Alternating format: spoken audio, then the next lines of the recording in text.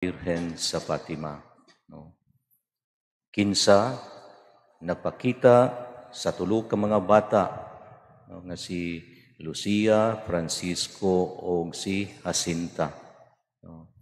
Dito sa Fatima sa Pransya niadtong tuig 1916. O ang mahal nga Birhen doon na siya inutang mensahe alang sa mga bata o alang sa tang katawhan.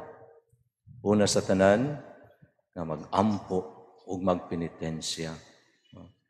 Ang mahal nga Birhen nag-auhag nga mag-ampo sila nga ang First World War, ang unang gubat sa kalibutan, matapos na. Nga mag-ampo sila alang sa kalinaw o mag-ampo sila sa conversion sa Russia. O nga, ang giingnan ang mga bata sa mahal nga Birhen nga mag-ampo sila sa Santos nga Rosario, adlawng tanan, o maghimog penitensya. Mga kigsunan ko dyan ni Kristo, kung tanawon nato kining maong mensahe sa mahal nga Birhen, o tanawon nato ang panghitabo sa kalibutan, makaingon ta nga relevant gihapon ang iyang mensahe. No? Relevant and urgent kay nganuman tungod kay inunta the history repeats itself. Kung tan-awon nato ang panghitabo, dunay gubat nga nahitabo didto sa Europa. Iatake sa Russia ang Ukraine, usa ka independent state. Tungod kay wala i-recognize sa Russia nga independent nga nasod ang Ukraine. Kay kung inyong hinumduman, ang Ukraine party na sa Soviet Union.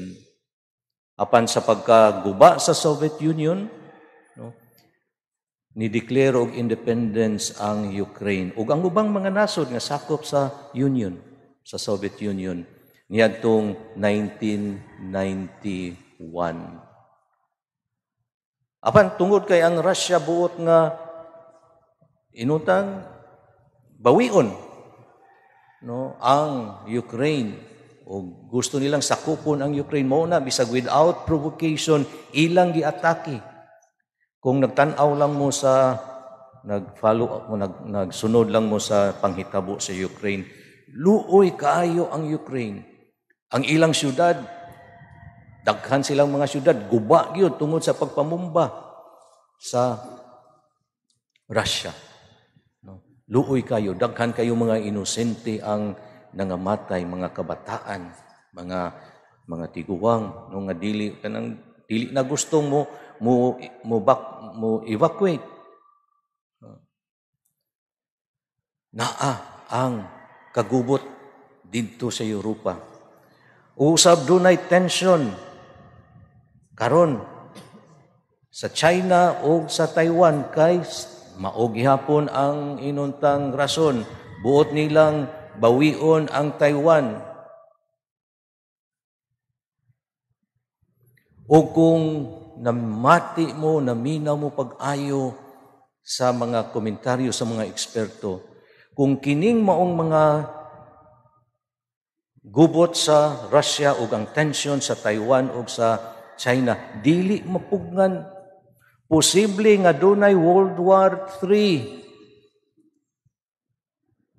Ug nasayod kita unsay mahitabo kung dunay World War III.